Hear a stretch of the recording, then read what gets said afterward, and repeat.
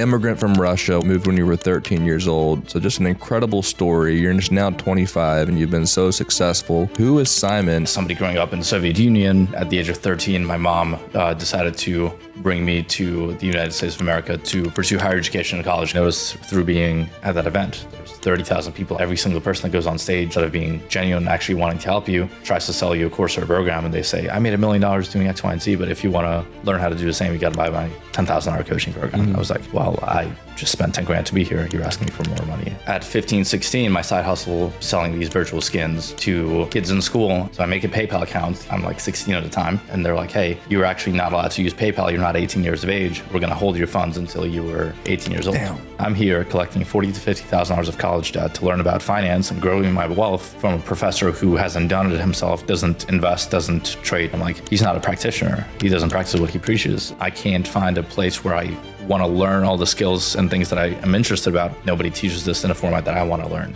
Fuck it, let me create my own platform. I guess let me ask you, what do you define as successful? Success means different things to different people. I was saying that.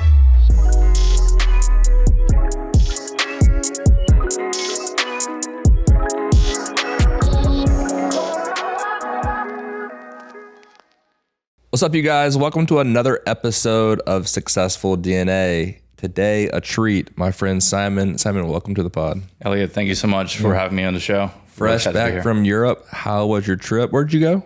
Trip was incredible, first of all. Thanks for asking. Went to Germany. Then we drove to Solden in Austria for a ski mastermind with about 50 entrepreneurs. After that, spent a day in Switzerland, flew to Spain, and then ended up the trip back home here in Tampa. That's cool, dude. So let's start with this. 2.5 weeks. Let's start with this. For people who don't know who Simon is, obviously you're doing so much stuff in the day trading world and the Airbnb world and the Tampa Entrepreneurial world, no pun intended. Immigrant from Russia, moved when you were 13 years old. So just an incredible story. You're just now 25 and you've been so successful, only being in the country for 12 years.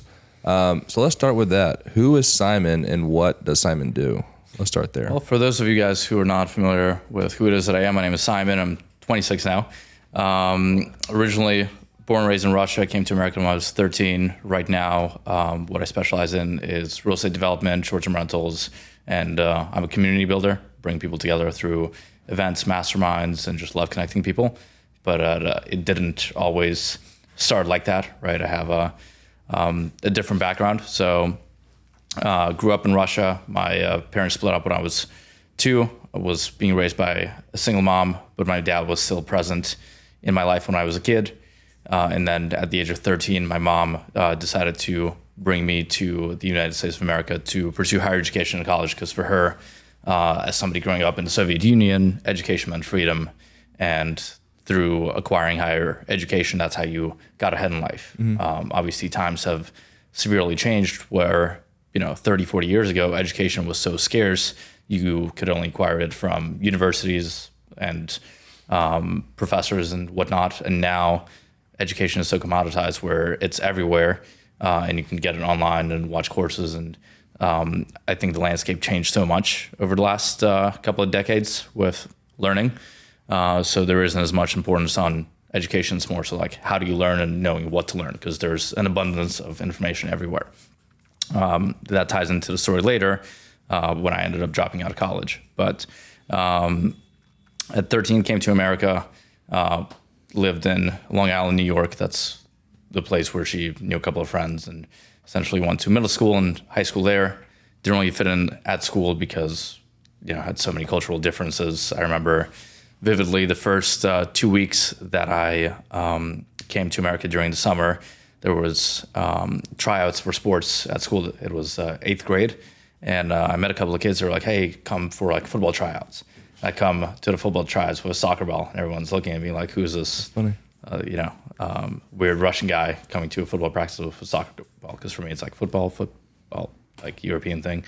And after a couple of instances like that, I was like, maybe this whole thing with making friends in person and fitting in with this, American culture, like, isn't for me. So essentially, after school, every single day, I would just run home and spend time on my computer or reading books and doing things online and making friends online by playing video games instead of connecting with people in person, because, there wasn't any of that, I guess, cultural fit. And I just could like bond with people online over playing video games. And then essentially at about 15, 16, as I was playing video games, I also started connecting with people in school that were doing the same thing, and realized that their parents were spending money and buying them like virtual skins and items to improve their like characters and whatnot. And then that Fortnite? Fortnite, Counter-Strike, Team Fortress, like FIFA, all those games where you can like enhance your character by like spending money. And essentially that really fascinated me, because that made me like the, I guess, cooler kid in school, because I had what all those kids wanted, was those like virtual items. And then at 15, 16, my side hustle, and then the main thing for about a year and a half, became selling these virtual skins to kids in school, and then later strangers on the internet. So essentially that was like my first side hustle. Wait, explain that. Selling like online things. Yeah. Essentially in video games, there is ways to enhance your character performance skills, or just like virtual appearance by, acquiring items, and it's just like a social status thing. Same way, in real life, somebody can have a Toyota and somebody can have a Ferrari, and a guy with Ferrari has status and looks and whatever. And people in video games, especially kids, want to have that, I guess, status among their peers. They're going to spend money or time to acquire certain things. And I'm like, how can I be on the receiving beneficiary side of that? So I essentially spent a lot of time acquiring these rare virtual skins and then selling them to kids in school. As they appreciate it, or? I think it was more so like a status thing, that they obviously like held value where you could sell it for money later on. Couldn't they go on the game and buy the skin from the game? Some things you could only, you couldn't buy it from the like game creator. You need to like spend time and hours like in the game, playing the game to like unlock.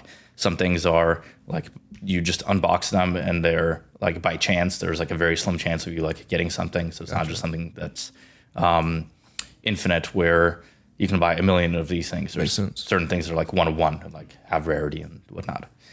Essentially, to tie this together to my story, I got fascinated with this, and one day some actually way older guy from California adds me as a friend online. He's like, hey, you have this rare like skin. I want it. Can I buy it from you? I'm like, I've only sold things in person to like peers at school. I haven't sold anything online. How are you going to do that? He's like, I can PayPal you money and you can give me the skin. I was like, okay, let's try that. So I make a PayPal account. He sends me, I think it was like $120. And I give him the virtual item, and I have money in my account. I do that a couple of times, and then I try to withdraw the money. I'm like 16 at the time. And then it says, please upload your photo ID. So I upload my photo ID at the time, and they're like, hey, you're actually not allowed to use PayPal. You're not 18 years of age. We're going to hold your funds until you were 18 years old. Damn. So that was like 2016. And I kept creating PayPal accounts, withdrawing some money, and then keep running into the same issue. And I got super frustrated. So then I started exploring forums and going online and seeing like how else I could take payment for it. Because I'm like, this is not fair. Like the odds are stacked against me here. Like, how do I figure this out? And then some guy in the forum was saying that you should look into crypto and Bitcoin, like take payments there, because there's nobody that's going to ask you for your ID. Yeah. So mind you, that's like 2016. Bitcoin is about $500-600 a coin, and then that's where I started experimenting with crypto and found out about Bitcoin and cryptocurrency back in like 2016, 2017, and pivoted and started taking payment for these virtual like goods with cryptocurrency. And I think by 2017-ish, by selling these virtual online items, accumulated like 2.5, 3 Bitcoin at a time. Like a 17-year-old. Now, obviously, it's worth like, probably $250,000, 3 Bitcoin, right? Back then, it was maybe like $1,500, $2,000 a coin. So it was still a substantial amount of money for a 17, 18-year-old, but relative to what it is now, it's way different money. So that was my kind of passion and fascination, I'd say 15, 16, 17. The big takeaway from me at like 16 when I sold things virtually to people was breaking kind of that limiting belief that strangers on the internet are willing to hand you money for goods and services or things. Because I think for a lot of people transacting or doing business, they think that they need to know somebody or be in contact with somebody in person or have that relationship, where in fact that's not true, right? And this later ties into like selling digital products where you don't have to physically fulfill on something and opening doors to that. So I think having that small mental thing with selling things as early as 16 to somebody over PayPal opened doors to next things. So as I'm finishing up high school, I'm about to go into college, and my mindset flips where I'm like, hey, I didn't have as much of a social or physical presence in my school and my community, and people kind of have this notion of who Simon is based on my story and coming as this weird kid from Russia. I'm going off to college now, was going to pursue engineering. Where? At Delphi University on Long Island. It was a smaller private school, got a small scholarship, and then my mom wanted me to either be a doctor engineer or a lawyer, or one of those degrees that's going to obviously provide for you financially. And what was she doing over in the States? She did some real estate back then, but then like real estate agent, and then she was pretty much retired for some of the point, just like taking jobs here and there, and then around the house, dad was paying child support and kind of living off of that. Cool. So ended up transitioning from high school to college and wanted to have a fresh start. Also got a girlfriend at the time, and I'm like, it's time for me to be more social. And the whole video game thing started kind of drifting more aside. I'm like, I'm going to be more involved in sports and school activities, and when I actually make physical, friends, this is my chance to have a fresh start. So I'm like, I'm going to kick this video game thing. But then during that summer transitioning from high school to college, what I realized is that those Bitcoins that I accumulated from selling virtual items, without me having to do anything, the value of the Bitcoin went up from $2,500 a coin to like $8,000 a coin. So my $5,000 turned into like $35,000 by the time I'm a freshman in college by me doing nothing. And that became my new fascination. I'm like, here I had to work and talk to people and, trade goods and services to get, some sort of payment. But now I just took my net worth and money and stored it in something, and that underlying asset, that's something I appreciate and value, and now I made money. To me, I was like, oh, this is cool. I want to learn more about that. So then going to college freshman year, my whole fascination became crypto, Bitcoin, stock market, and being pretty much learning everything I could possibly learn about placing money into something that could be a store of value and it appreciating over time, learning about financial instruments. So kind of that was my entryway into the world of trading, stock market, and I guess a different side of entrepreneurship than I did. So, and then so that makes me think about, what are your current thoughts on Bitcoin? Because I mean, now it was over 100. Now it's, what is it, 60, 70?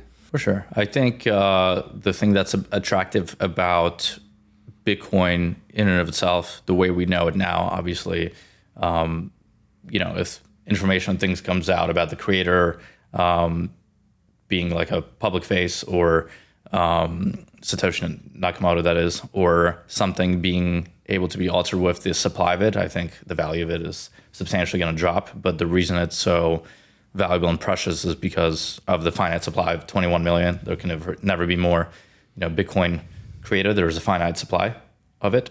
So I think that is one of the most attractive things about store value in an asset, because it can be diluted. In stocks, you can do a stock split and issue more shares in pretty much virtually anything, or any other cryptocurrency except for Bitcoin. There is a centralized way for somebody to come in and issue more shares. Whereas, with I think Bitcoin and real estate especially are two of those things where there's finite supply. In real estate, not so much from finite supply of there's a finite supply of homes because you can build more homes. It's more so you can't print more land. And there's always going to be, a limited amount of waterfront land and things like that. That's why those things hold value. So before we dig in, I would think someone that moved to the United States at 13 and born in a foreign country like Russia would have more of an accent, but you have no accent. What's the story behind that? I think if you listen to me for about an hour, some of it is going to start coming out, but a lot of it is, I think I moved just on a cusp of that cutoff age where it's kind of easy for you to acclimate to certain things and adopt certain things. Because I think if I moved 17, 18, it would have been way different. I have friends that moved from Eastern Europe or Asia at 17, 18, and they have a very thick accent. For me, I was able to through bullying and peer pressure and still having that malleable, I guess, part of my brain be able to adapt a little bit. But there's certain words where I say them, people look at me like, you're not from here. Yeah. So, and then when did you move to Tampa? Tampa, I moved beginning of COVID. It was May of 2020. Okay. So when you were 20, 21 years old. And then you're fluent in how many languages?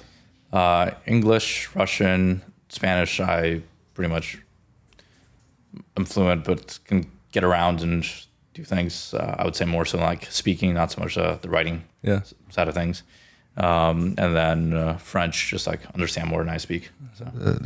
You're like one of the most interesting people in the world. I feel like you're like the Dos Equis commercial. So moving to Tampa, what was your main focus in 2020? Let's see. Well, before moving to Tampa, I think there was like a significant 2-year portion from like 18 to 20 that led me to like move to Tampa and how I even ended up here. So as I said, I was going for engineering to college. At that point, started to be very fascinated about financial instruments, spending every waking hour learning about stock market trading. Started reading personal development books. Rich Dad Poor Dad was first books of that nature, and then listening to business podcasts mainly from Grant Cardone and Ty Lopez and Gary Vee, and those were the people back then that were like popping off on social media and entrepreneurship world. And essentially going for engineering, hating my existence at that point because I'm doing that for my mom and not enjoying any part of it whatsoever. And essentially by like second semester of freshman year, I'm like, I can't do this anymore. And I convinced my mom to like let me switch to a business major. She's like, fine, like it's your future, you're gonna throw it away, like switch to a business major, like go do your thing. So switch to a business major, and shortly after realized that I'm actually learning more about business driving to and from school, listening to business podcasts and like learning on my own than I am in school. And I vividly remember I was, again, so passionate about stocks and trading, and I'm taking a macroeconomics class, and the professor's talking to us about the Dow Jones, S&P, compounding your wealth over time. And I was, at the time, as I said, investing in Bitcoin, starting to trade Tesla when it was like $50 pre-stock split. And I go up to him after class. I'm like, hey, really enjoyed this lecture about compounding your wealth and diversification stocks. I'm currently like investing in Bitcoin and Tesla. What do you think I should do? Should I like buy more of it? Should I like tell my mom to put some of her savings into it? Like, what do you think? He told me, Simon, I can't give you any advice on what you should do with your portfolio. I personally don't invest in crypto or stocks. My wife doesn't let me. She thinks it's gambling. So then I'm like, wait a second. I'm here collecting $40,000 to $50,000 of college debt to learn about finance and growing my wealth from a professor who hasn't done it himself, doesn't invest, doesn't trade, doesn't do any of the things he's actually telling us to do or teaching us about. So then something clicked in my head. I'm like, he's not a practitioner. He doesn't practice what he preaches. And if he is a tree and I'm supposed to be the apple that's growing on a tree, he's a rotten tree. And I'm going to be a very like bad apple, right? Because the apple doesn't fall far away from a tree. So I was like, I need to essentially be done with this. I can't, justify collecting $50,000 in college debt every single year to learn from somebody who doesn't even practice what he preaches. And that evening I went and pretty much put my resignation paper and dropped out of school. But my mindset was always like, I'm not just going to be sitting at home twiddling with my thumbs. Education is still important. I just need to change the source of where I'm getting my education. And that's where I guess the introduction to conferences and business events and masterminds and podcasts and a big journey of personal development started for me. After I dropped out of school, was ready, again, investing in stocks, Bitcoin, had some money set aside, probably at the time, had like between 50 and 100 grand, that I collected through summer jobs, working as a lifeguard, side hustles, shoveling snow, selling virtual items and stacking money in crypto and stocks. And I was like, okay, what do I do now? And that's at the time when Grant Cardone was having his 10X GrowCon 3 conference in Miami. And I was like, well, there's going to be a bunch of millionaires and mentors and people I can connect with that are all building companies and businesses. Seems exciting. Let me go see what this is about, because I'm just like fresh out of school. So I buy a ticket to the event, plane ticket to Miami, go to this event. And I'm like, this is way better than college education. because I'm actually learning from people who are millionaires, not just a professor that's making 50 grand. But then there's also a lot of flaws that I noticed through being at that event. There's 30,000 people. I can't meet everybody. Every single person that goes on stage, instead of being genuine and actually wanting to help you, tries to sell you a course or a program, and they say, I made $1 million doing X, Y, and Z, but if you want to learn how to do the same, you got to buy my $10,000 coaching program. Mm-hmm. I was like, well, I just spent 10 grand to be here. You're asking me for more money. And then every single person I started connecting with and networking with would just shove a business card down my throat to where, when I got back home, I had to stack this stick of business cards. I'm like, who is John or Nancy, especially if there's no face on a business card? I'm like, I don't remember who they were, what the purpose of this is, which then led me to think about what's important in networking and building my own communities. And what's up, you guys? I wanted to introduce to you our done-for-you Airbnb investing service called BNB Turnkey that has massive tax implications. It's basically an investing service that allows you to invest in cash-flowing Airbnbs and not do any of the work.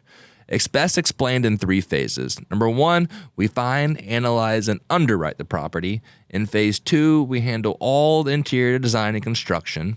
And then phase 3, we manage the property on the back end. The best part is most of our clients qualify for the short terminal loophole of the IRS tax code. This allows for average clients to write off over $200,000 in depreciation on their tax bill. For more information, click the link in the description to connect with our team. As always, thank you for listening, and I hope you enjoyed the rest of the episode. That's where it actually opened a door to me starting my own events, because I realized hey, those events that are being hosted by big creators, entrepreneurs, they're great. They're a one step up, but there's still something missing for me. It's I wanted a more close, intimate environment. I wanted information that wasn't just motivational fluff. You can do it, and you got to write down your affirmation, your goals, and visualize. I'm this is all great. What do I actually do? And in a room of 30,000 people, like Grant's event, there was 65-year-old Nancy and 18-year-old Simon. So to talk to both of us at the same time, you got to do very generic type of information advice. It can't be tactical, because we're at different phases of our life. So then I'm a lot of people must be feeling the same way. College is not it for me. These events are better. I'm meeting some cool people, but not really gaining much of it. I'm sure there's other people my age that feel the same way. They're entrepreneurial. I can't find a place where I want to learn all the skills and things that I am interested about, which was at the time stock trading, learning about real estate, social media, digital marketing, how to write emails, building a personal brand, all those things that I wanted to learn. I'm nobody teaches this in a format that I want to learn. So I was fuck it, let me create my own, platform and curate an environment and people around me that'll help me learn the way that I see myself learning, which to me was I want practical information, not motivational BS. I want a small community of like-minded people, and essentially I want to be able to go and implement things and actually do things, not just talk about motivation. Want nobody selling me stuff. So I was let me launch my own event, and I called it NetCon because I was I want to network and connect with people. And essentially 3 to 4 months after the first 10X Grow conference, hosted my first event and had 85 people come out, leverage the connections that I made at that event. Had a couple of speakers, had tickets sold for attendees, and then to me, selfishly, I was I want to learn all these things. Had a speaker talk about real estate, social media. Had Dan Fleischman speak at the event, and some other at the time, high-end speakers and individuals. And to me, I started positioning myself as an authority that's bringing all these speakers together, giving them a platform. But selfishly, I was I'm learning all these skills and connecting with people, and also, not losing money in the events and learning so much about business. And to me, that was my business school, is hosting these business events. So then I hosted 4 of these events, 5. One in New York, Hamptons. We did another one in Tribeca, Los Angeles, and we're going to do one in Miami. When you're 19. Yeah. Yeah. Yeah. So hosting them every 2 months, just posting on social media and leveraging pretty much everything that I did from the previous event, whether it's speakers, content, so on and so forth, and just learning the whole event space, which events are really difficult to host, which I realized. Before you move on to then eventually Tampa, 19-year-old Elliott and 19-year-old Simon are so different. where you were just so much more mature than I was, and like, where do you think that maturity comes from? It's I love the question you asked, and I actually had this conversation with one of my co-founders and friends about 2 years ago, and I brought it up yesterday in a conversation I was having with somebody else because they asked like a very similar question. I think there's two different types of maturity. There's maturing by choice and maturing by circumstance. I think for a lot of people, they mature by choice when they wake up. They're like, oh, I'm 27 years old. I've been partying and doing like, jack all of my life, been drinking. Like, it's time for me to get my act together before I'm 30 or have a family or whatever it is. For a lot of people, it's like, typically happens after they graduate college and they're like, okay, enough messing around. I'm entering the, real world. I need to get my life together. For me, it was more so maturing by circumstance. Kind of started when we moved to America. It was just me and my mom, and having that whole environment change, and seeing how much she struggled, and kind of electing it as my own responsibility to take care of her. I think also like an important thing that led me to be business minded and care about finances and learn about personal finance, and that started also at an early age, because when we were living in Russia, my dad was in the picture. He was paying, they were obviously split up, but he was still a present in my life, paying child support, things like that. Then when we moved to America, my dad decided to pretty much have a vendetta with my mom, being like, hey, you took my son away. I can't see him.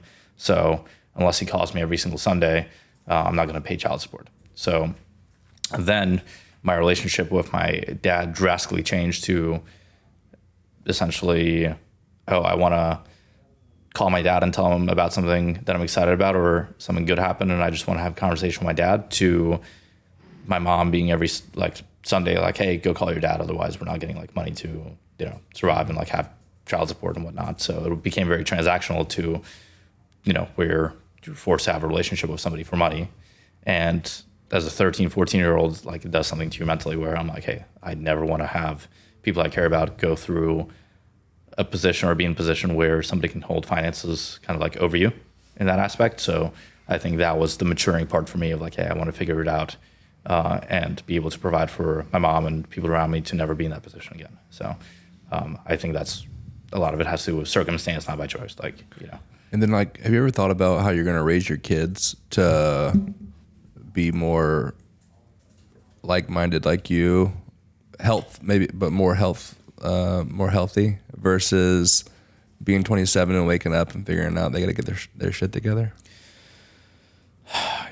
I think you need to ask me that question again. Maybe we'll do an episode part 2 or part whatever once I actually start a family and have kids. Yeah. So I don't like to be that person that speaks in hypotheticals, because it's all like declarative knowledge, not procedural knowledge. Yeah. I think you'd be a way better person to ask about raising a family and having certain values and morals about that, because I can talk out of my ass about like what I think it's like to raise a family, but I've never had a kid, so I can't. That was a question I was interested to hear your thoughts on, but because like where I've landed with that question and the answer to that question is, I think you'll be able to tell stories of your growing up to your kids and of your mom and of your dad, and like they'll learn from example, just like my kids will in my story and growing up, and my own version of hardships growing up, and I think they'll respect that and be more akin to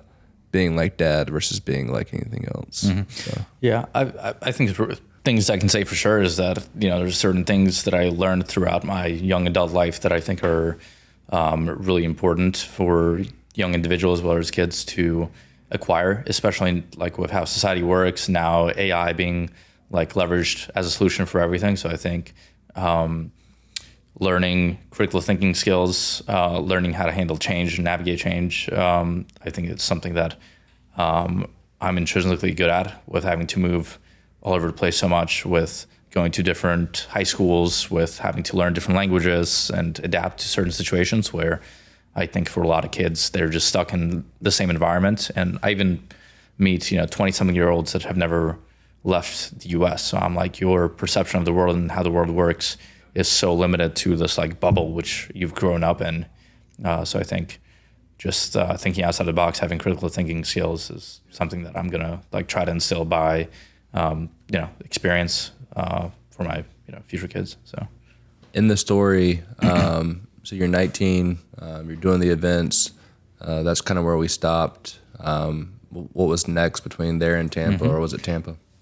So COVID was next, and I had an event planned, had speakers locked in, had deposits paid on a venue, and this thing overnight happened, which events in New York during COVID. Yeah, which we remember as COVID. It was being planned for Miami, right? Yeah. But people were coming from New York all over, and essentially I had to very quickly pivot and, lost the deposit on the venue because in the contract they said like, hey, if anything like that like happens, you just lose your deposits. I learned a lot about contracts, the hard way, and certain clauses and contracts that you need to pay attention to. And just, again, I think I learned so much by doing. Everybody learns in a different way. My way of learning is just massive imperfect action and just learning by doing, like everything that I kind of do. So that happened, had to cancel the events, speakers, attendees, refund everybody. And then I pretty much went to the drawing board. I'm like, what do I do now? I'm like, well, talked to a couple of speakers. They're like, you should just take this thing and do it like online over Zoom. I'm like, sounds like a great idea. So then I launched the Nikon Mastermind. And for the next year and 6 months, essentially started doing the same thing, but more frequently every single week, and launched a subscription, like digital mastermind, where we'd have a speaker come in and teach a different topic every single week, and have a Q&A session where people for cheaper than an event ticket and having to get hotels and travel can learn from Dan Fleischman or like somebody of that caliber for $100 a month. And I was just a facilitator, had a Discord channel with different chats, one for credit repair, real estate, social media, marketing, e-commerce, so on and so forth. And then we'd just have those calls and Q&As and record them, and would do that. And that started blowing up because everybody was like, hey, we're entrepreneurial. We want to do these things. We want to learn from speakers. This is more frequent. I get to meet more people. I don't have to spend time or money on travel. And, that became beneficial to a lot of people. So grew that community to close to 1,000 people at a, subscription model, and pretty much was trading and doing that, and spent all my time at like 19 perfecting my craft and learning as much as I can, continue to trade, and now building an online community, and had all these experts in different fields. And then over time I became like the quote unquote, like, don't want to call myself a guru, but like the person that people refer to for like stock trading advice in my own like community. Mm-hmm. And then essentially 2020 moved down to Tampa. Why Tampa? First ex-girlfriend was going to University of Tampa. She was 2 years younger, so she was like finishing school. I was ready, like out of school, dropped out of college, was just like waiting for her. Moved down here, and the second day we moved down here, we like broke up remotely. So I was like staying on a guys that I met on Instagram's couch. Didn't know a single person in Tampa, and then we were gonna get like a place together, but obviously like that didn't happen. So it was like, again, getting used to a change in a whole new environment where you don't know a single person in Tampa. You're staying on a stranger's couch while your furniture and things are getting shipped from New York, and started a life down here. So it was that. It was also like I think I went to one other entrepreneur event before starting my own. At the time, you happen to know Jacob? Yeah. So he hosted an event called Social X, and that was my second entrepreneur event I ever went to. He reached out to me on social media. I think we either connected at 10X or like online. He's like, hey, come check it out. I see you just like dropped out of school and are like looking to do things. And then came to Tampa, got to like actually connect with my business partner, Joe Steiber, over here in Tampa, because he was also attending the event. That was a couple of months before my first event, and got to see Tampa. I'm like, I could see myself potentially living here. It looks like a very young, cool city. Again, nothing like it is right now in 2026, where I came for the first time in 2019. It was very different, but I vividly remember like the downtown Marriott is where the conference was held, and then we came out of all the speakers, walked over to AMSO, and we're by the water over there, enjoying ourselves. So to me, that was like the first impression of Tampa. I'm like, this right now looks way better than New York. So New York ended up being a place where, it's cold, you have state tax, and you need a vaccine passport to go get Chipotle or go to the gym. And that was kind of like my drawing line. I'm like, there's nothing else for me to do here. I'm paying more in taxes, and I need a vaccine passport to go get food. The math. We had a team member that wanted to move to New York, and I started doing the math with her about it was like 10.95% extra state and city tax, I think it was. And so essentially with what she made, like if she worked for 10 years, like 1 year she's working for free just to pay the state and city tax. Like for 1 year of a 10-year lifespan. Yeah. And then you're not even taking into account the compounding of those funds. If you take the extra 10 grand a year every year and you invested at, a 7% growth rate, you're like missing out on $1 million in 10 years. So yeah, I didn't say that. Now I'm about to encourage her to stay. That's a good idea. That's going to bring Simon on as a consultant to and then I mean, were the trading and the more events were still the focus when you moved to Tampa, or? No, so moved to Tampa, essentially at the point trading and running the digital community and mastermind, rented a place, and now tax season starts coming up. First time, as a responsible adult who's like 18, 19 now, didn't make any money. Like at 18 was just, getting started. So didn't really know much about taxes. And then moved down here, started doing very well with the online mastermind and then trading. And went to go file taxes and talk to a tax professional here. And the guy's like, yo, like $300,000 in taxes. I'm like, come again? He's like, yeah, you made like, close to 7 figures, multiple 6 figures at, your age, but you have no assets, no way to offset your income. Your biggest write-off is your like 350 square foot office in an apartment that you rent, and you don't have anything else that you can write off against your income. I'm like, okay. I don't have the money to pay for it right now because I already spent money and invested and whatnot. I'm like, I'll figure out a way, like put me on a payment plan, but how do I not have this happen the following years? And essentially, again, there's many more ways, but his simplification was you either move to Dubai, you move to Puerto Rico, or you learn about legal tax loopholes through real estate. Yeah. And I was like, I'm not going to get bullied into moving somewhere where I do not want to be after just moving here like 3 months ago. So I'm here to stay. Let's figure out this like legal tax loophole thing. So then started learning about real estate tax loopholes, learned about the Augusta rules. So I'm like, okay, I need to buy a primary residence and rent it out to my business tax free for 14 days. And pay your kid. I'm not there yet, but eventually going to put a kid on payroll. So, oh boy. So bought my first house at 20, got a 2.65% interest rate on a 30-year mortgage. Did a 20% down payment to qualify with the little tax returns that I had, and also eliminate the PMI, and essentially had a new build over in Tampa, right by Armature Works, and then started renting out 2 other rooms to like-minded roommates and individuals. So I'm like, I'm living for free. Somebody else is paying my mortgage. Have a nice house, and I get to write off 14 days out of the year by renting it out for like $1,000 a day to my business for business meetings and shooting content in my office and whatnot, and writing off all the interest paid on the loan. So that saved me a little bit of money. I'm like, this is cool, but what else can I do? And that's when I started scratching the surface, diving into other ways in real estate to save money. Started learning about construction development, opportunity zones, cost segregations, and that's what kind of got me to construction, short-term rentals, doing cost seg studies and things like that. And that was kind of my catapult into the world of real estate and the work I do right now in real estate.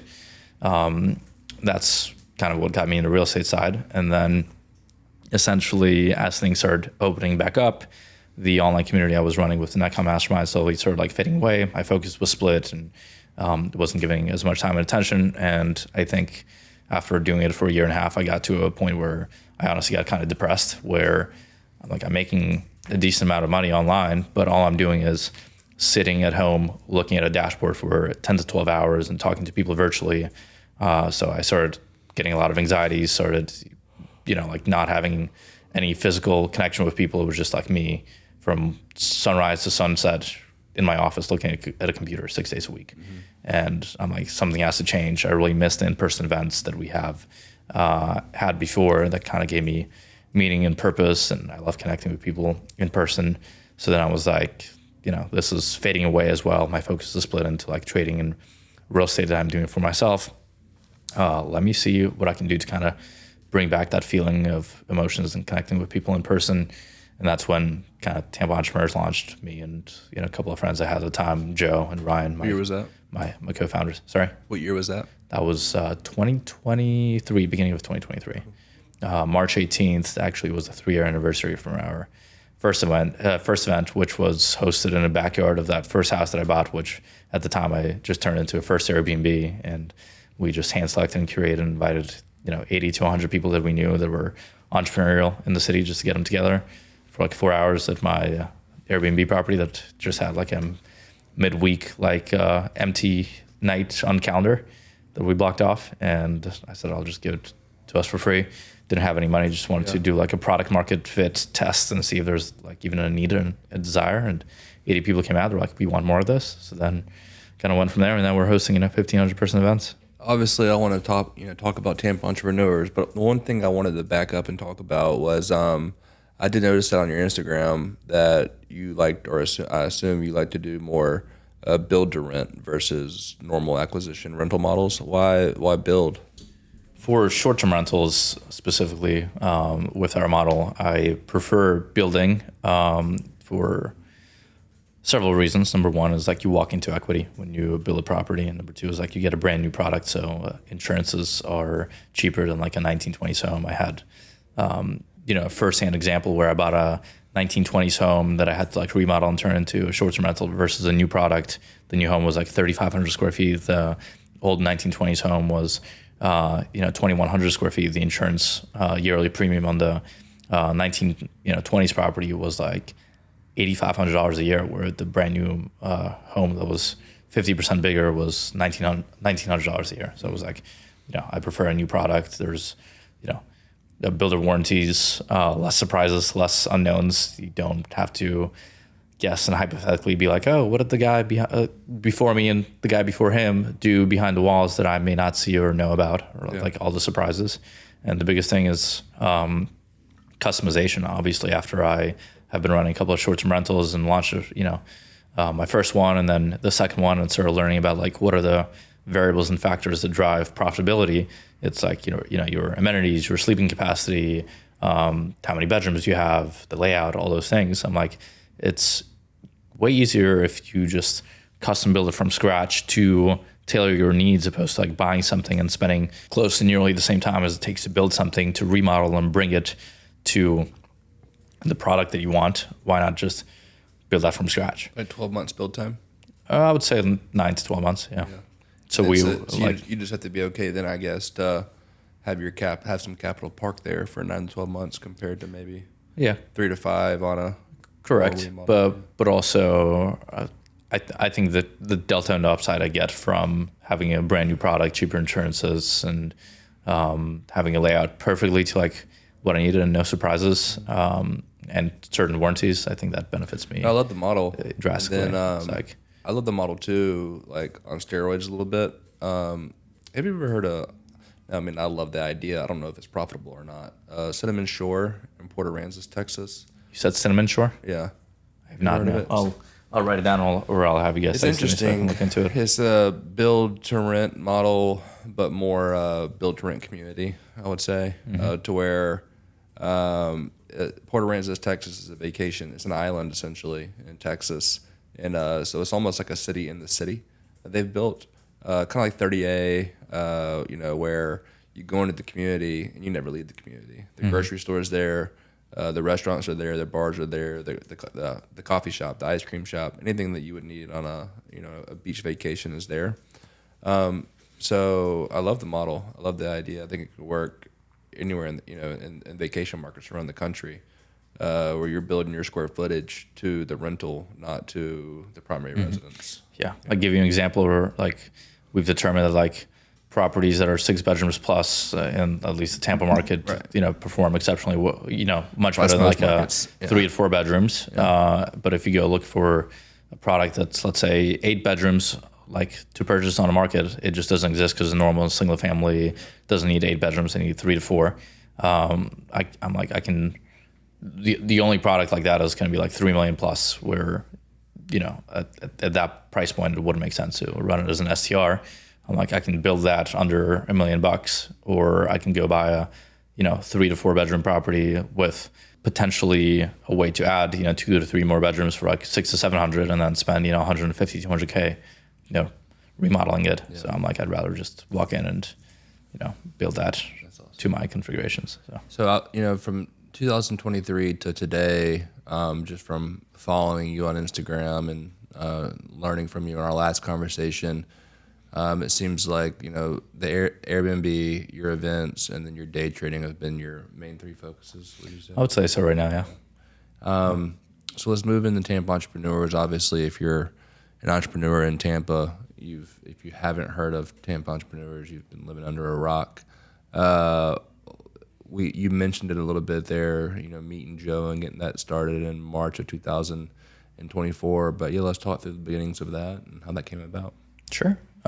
So for Tampa Entrepreneurs, there's 4 co-founders: me, Joe, Ryan, Jenna. Everybody does their own thing outside of Tampa Entrepreneurs. This was more so like a collective effort for us to do something for the community. It was a passion project, and actually initially started as a 501c6 social group nonprofit organization, where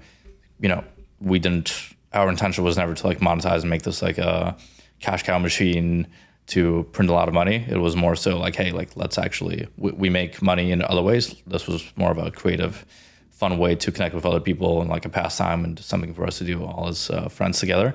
But then over time we realized that, there's so much more demand for it, and people are actually asking like, hey, do you guys have anything like premium? Can I buy something? Can I give you guys money? You guys are doing so much for free for us, where we give 1,000 tickets for free to people, spend $50,000 to $100,000 on venues, drinks, pretty much experiences for individuals who are like, what's the catch here? Why is this like all free? And I think that's why it spread so much like wildfire, because we gave without asking, and we've stacked up so much goodwill to now where people are like, hey, how can we support you guys? Like, what can we do for you guys? And after doing a couple of events, we then rolled out just like a, normal VIP tickets that gave people more perks. And after that, there was still demand of like, okay, like what comes after that? So recently we launched a venture called TE Talks, where it's not so much of a social networking atmosphere. It's more of a condensed, not a 1,500 person event. It's maybe 150 to 250 individuals, but people who actually want to take education seriously and actually want to learn and implement things, not just, have a social outing. Because for our big events, yes, we have deals that happen and on, high level entrepreneurs that come, but also you attract the type of people who maybe are straight out of college and are looking for work opportunities, where there's nothing wrong with that. And you might also have people who just haven't seen their entrepreneur friends in a while and just want to come grab a drink on a Friday night. So yes, business happens, but it's not the most, conducive environment to just strictly focus on business and growth. So then we said, okay, we have this big community. We have, 10,000+ people like on an email list. We know exactly what everybody does, what industry they're in, what they really want to get out of the events. Let's partition that and host smaller, more intimate, private, higher end events for individuals who actually want to take their education seriously, and doing those kind of like more frequently monthly social series, where the big 1,500 person events are triannual, where we do them like every 3 to 4 months. And for a lot of people, it's like, okay, if I miss one of them, I have to wait 8 months for a TE event. The reason they're spread so far apart is because 1,500 person events take a lot to plan, and then also if we had them every single month, I think people are like, oh, I've been to one last month. There's no reason for me to attend the one next month. Mm-hmm. I got everything I wanted out of it. But then the question becomes, people are like, okay, like what happens in between those big events in the 4 months that you guys are planning the next big events? And that for us was the TE Talk side, where, for example, a month and a half ago, right before I left, we had our second TE Talks event. Kevin Harrington came to speak at the event, had Ryan Hammy TV actually would be a great podcast host for you. It generates about 2 billion views on social media every single month. And that whole event was essentially about people learning to leverage social media to blow up their business in 2026. And every single month and a half, we pick a new segment on like things that people want to actually learn about, and bring in curated experts, and have not just networking where people walk around and talk and meet friends and people, but actual speaker session and panel sessions, and having that learning environment that we curate. So that's where T is at right now, but obviously there's like many more paths in which we can expand, have been talking about expanding, but it just takes, I guess, priority from co-founders and everybody that's involved to get it there. Because as you know, part-time commitment yields part-time results, and with all of us juggling so many things, that it's something that. What's the next big event? It's been released yet? I haven't seen it. We are actually releasing it in a week and a half. So cool. If you guys want to follow Tampa Entrepreneurs on social media, turn on your post notifications. Maybe you guys will see it by the time the podcast launches. So This will launch. It's going to be in June. Not this Friday, but 2 weeks from Friday. You can say it if you want to. It won't be released. It'll be released this after you. We can cut this out. But we're still finalizing some details, but as of right now, it's going to be Raymond James Stadium is what we're planning for next event. So. Yeah. So when will the date be? Dates June, you said? End of May, June. So we're still in a couple of planning phases with the. I've been on the lookout. So listeners. Yeah. So it's gonna be really fun. And then I feel like just from following you, the day trading has just been exploding for you. Has that always been the case, or has that been the case? Day trading. Well, here's the thing. Like I ran the trading community as part of the Netcom mastermind for some time, and as I was starting to run that, I realized that my personal trading performance actually is worse when I'm so focused on helping other people trade, and I think that happens for a lot of people who go into like mentoring or teaching, whether it's in trading or any other craft. That's why I kind of have a love-hate relationship with like online education and courses and everything, where it's very tricky and difficult to be a practitioner and actually do the thing you say you do and then help other people do it. I see a lot of people like, let's say, teaching trading, but now they are making more money teaching it than actually they are with the trading, or teaching how to invest in properties where they haven't bought and flipped a property or done anything with the real estate thing in 2 years. They've just spent all their money teaching people how to do it, but they're not making any money with actual skills. Now there's like a disalignment of like, hey, you're a course seller and just teach people how to do the thing, but you are not a practitioner. You don't do the actual thing. So for me, out of integrity, it was always like, I want to be a practitioner and like do the thing that I help other people with. And I realized that like the more I dove into trying to help other people, my personal performance and being able to focus on that would suffer, where, okay, I might make $20,000 to $30,000 more in a month by helping other individuals in consulting, but now I'm making $50,000 less in my own personal trading. So I'm like, is the trade-off even worth it? So I kind of dabble between the two. So right now I'm just trading my own capital and doing what I've always done. So, and helping people for free just by like posting stuff on social media. So before we get into some of the final questions, those big three things, day trading, Airbnb, and Tampa Entrepreneurs, what are some of the, for each one, what's something you're most excited about in the future?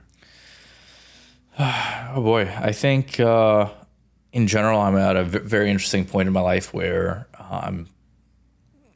I operate as a person in business by going like through different phases in life. I think I have like growing, learning phases and then building phases. And I think I'm just coming out of a big, significant like push building phase and like implementing everything I've learned over the last couple of years and leveraging those relationships. But now that season is kind of closing, coming to an end. And I think it's going to be like a big season of exploration, learning, and putting your head down to like just experience the world and like learn a lot more things, because what got you here won't get you there. Like for me with real estate, for example, with Airbnbs, I think I've gotten advanced enough with the short-term rental model, with the build-to-rent model, in the single-family space. But obviously, there are certain constraints with leverage. It's like, okay, like how many more properties can you, or single-family homes can you build one by one and set them up as Airbnbs and do the cost tags? Like, yes, you're benefiting from it, but going from 1 to 2 properties where you just,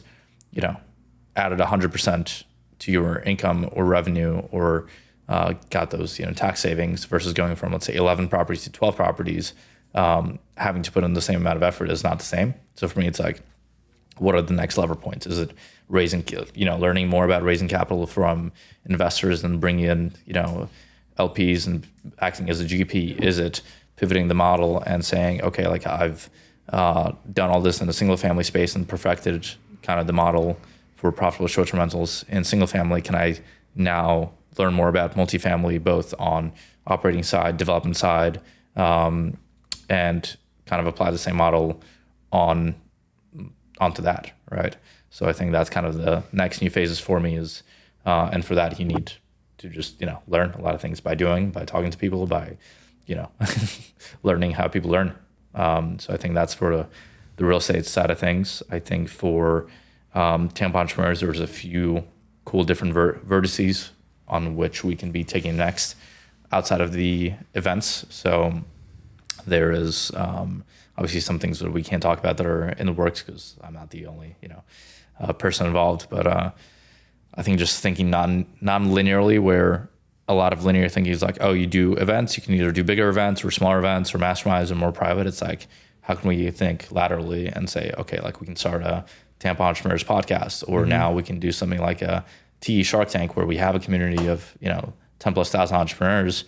Let's now be a middleman and connect people with those individuals who are high-end entrepreneurs and are looking for young startups or ideas and want to deploy capital and be the middleman, kind of like a Shark Tank started, and do private equity deals that way, and take equity in companies and help them grow and scale. How can we do that? Can we expand into other cities outside of Florida or Tampa? Can we do more things online? Can we, for example, even do consulting services for other people that host events, because we've nailed the event model so much where we do it, cheaper and better and faster than a lot of other people. And people reach out to us all the time. They're like, you might compete, create a competitor to YPO. Have you ever looked into YPO? You've told me last time. Yeah. I've established some relationships there and have I've had a couple of invites. My good buddy Phil Michaels, who runs Vlado Aviation. He's part of that. So I just think more events could be done, and more like pop-up events too. Where like they don't need to do anything crazy, but like meet for drinks, but like-minded individuals. We'll talk about it offline. Yeah, I think there's just such a big need for that human and person connection, because I think with how everyone is the most connected, but also the most disconnected. And what I mean by that is like we're the most connected online with being able to reach out to anybody, and we follow so many people and so many people follow us. But how many of those relationships are actually like tangible and have value and depth, right? Mm-hmm. With I think we have a lie we tell ourselves is like, oh, we keep up with everybody and we're connected, but then we're the most disconnected, and that technology and AI and everything, is put between us, actually creates more distance and barriers. So I think the one thing that AI can't and will not be able to replicate is human rapport, connection, and having that intimacy between humans. Yeah. And it's important not to lose that. So, well, the question I like to end things on, pretty much every podcast, with the podcast being on Successful DNA, whether it's you, whether it's the people around you, your friends, or anybody in TE or anybody you've met through TE, what are some of maybe 2 or 3 non-negotiables that are inside the DNA of successful entrepreneurs? I guess let me ask you, what do you define as successful? Because success means different things to different people. Yeah, I would say in this perspective, successful entrepreneurs, people that have scaled businesses and have created success through the revenue and profitability line item. I'd say the biggest thing and the first thing that screams at me in my head is integrity, and operating out of integrity in business. I think I've learned it the hard way a couple of times, and also seeing the downfall of a lot of individuals that I either had a respect for and admiration for, or just saw them build a big career and then have a very quick burn to the ground is their reputation. And I think it takes decades, as you may know, to build a good reputation, but you can destroy it in 1 or 2 bad deals or tweets or things you say, or you can very easily destroy your reputation. So I think protecting your reputation at all costs, and not being a sellout, not taking a quick paycheck in the short term where that's going to damage your reputation, in the long term, and always kind of having a long-term perspective on that is super important, because a lot of people see something that's a shiny object right now, but they know that comes with repercussions later, and they think, oh, I'm just going to deal with that later.